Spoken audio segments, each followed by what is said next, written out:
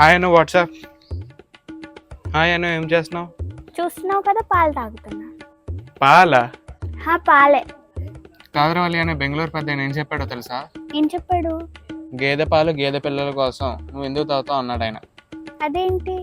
ఇక్కడ కాదు కానీ మీ ఇంటికి వచ్చి చెప్తాను. పులో సింహం కుక్క అనుకో మనుషులు కరుస్తాయి, గుర్రమో గాడిదో అనుకో ఎగిరితే అంతే. ఇక అమాయకంగా ఏమున్నాయని ఎల్లిమని ఆలోచించి గేదెల్ని ఆవుల్ని పాల కోసం వాడేశాడు. అసలు ఆవులు గేదెలు ఏ జాతి మందే జాతి? ఒకసారి ఆలోచించి నీకు ఇంకా తాగాలనిపిస్తే పాలు తాగు. అసలు మనుషులు ఎంతమంది ఉన్నారో గేదెలు ఆవుల రేషియో ఎంత ఉందో తెలుసా నీకు? అమ్మా రా.